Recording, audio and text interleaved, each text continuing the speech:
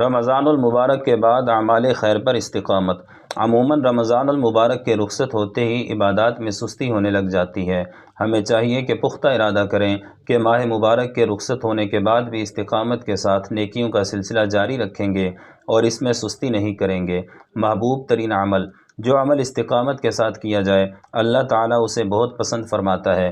ام المؤمنین سیدتنا عائشہ صدیقہ رضی اللہ تعالی عنہا سے مروی ہے کہ خاتم النبیین صلی اللہ علیہ وسلم سے پوچھا گیا، ای الاعمال احب الی اللہ، کون سا عمل اللہ تعالیٰ کو سب سے زیادہ پسند ہے؟ فرمایا ادومھا وان قل، سب سے پیارا عمل وہ ہے جسے تسلسل کے ساتھ کیا جائے اگرچہ تھوڑا ہی ہو۔ استقامت کے ساتھ کیا جانے والا تھوڑا عمل بغیر استقامت کے کیے جانے والے زیادہ عمل سے بہتر ہے۔ ترک استقامت کی مذمت۔ قرآن و سنت سے معلوم ہوتا ہے کہ کوئی اچھا کام کرنے کی عادت بنا لینے کے بعد بلا وجہ اسے چھوڑ دینا بری بات ہے اور بے برکتی و محرومی کا باعث ہے۔ سیدنا عبداللہ بن عمر رضی اللہ تعالی عنہما کو سرور عالم صلی اللہ علیہ وسلم نے نصیحت کرتے ہوئے ارشاد فرمایا، یا عبداللہ لا تکن مثل فلان ان کان یقوم اللیل فترک قیام اللیل، اے عبداللہ فلاں شخص کی طرح نہ ہو جانا جو رات کے کچھ حصہ میں قیام یعنی تہجد ادا کرتا تھا پھر اس نے سستی کی وجہ سے قیام اللیل کو چھوڑ دیا۔ یہ نقطہ بھی توجہ طلب ہے کہ قیام اللیل فرض نہیں، اس کے باوجود رحمت عالم صلی اللہ علیہ وسلم نے اسے معمول بنا کر بلا عذر چھوڑ دینے سے منع فرمایا۔ سوچنا چاہیے کہ فرض بہرحال فرض ہے۔ اللہ تعالیٰ کی توفیق سے رمضان المبارک میں اس کی عادت بن جائے تو رمضان کے بعد اس میں سستی کرنا کس قدر برا ہوگا۔ نیکی کے بعد گناہ کی مثال۔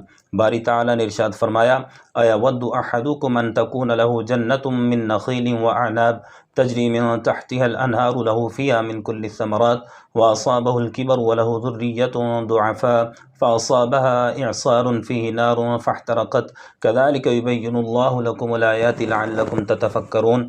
کیا تم میں سے کوئی یہ پسند کرے گا کہ اس کے پاس کھجوروں اور انگوروں کا ایک باغ ہو جس کے نیچے نہریں بہتی ہوں، اس کے لیے اس باغ میں ہر قسم کے پھل ہوں اور اسے بڑھاپا پہنچے اور حال یہ ہو کہ اس کے کمزور و ناتواں چھوٹے بچے ہوں، پھر اس باغ پر گرم ہوا کا ایک بگولا آئے جس میں آگ ہو تو سارا باغ جل جائے۔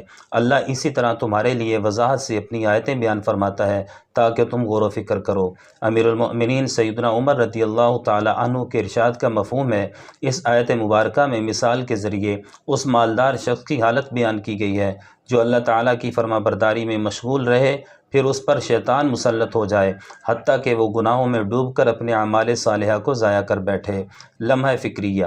اس بات میں کوئی شک نہیں کہ انسان ہر روز، پورا ہفتہ، سال بھر بلکہ زندگی کے ہر لمحہ میں اللہ تعالیٰ کی اتنی نعمتیں پاتا ہے جن کو شمار کرنا اس کے بس کی بات نہیں۔ جب نعمتیں ہمیشہ ملتی ہیں تو نماز صرف رمضان میں ہی کیوں؟ جب اپنے مہربان رب سے رحمت کی خیرات ہمیشہ مانگنی ہے تو تلاوت و عبادت فقط رمضان میں ہی کیوں؟ بزرگوں نے خوب بات فرمائی، کبھی کبھی آنے والے کو وہ نہیں ملتا جو ہمیشہ حاضر ہونے والے کو نصیب ہوتا ہے۔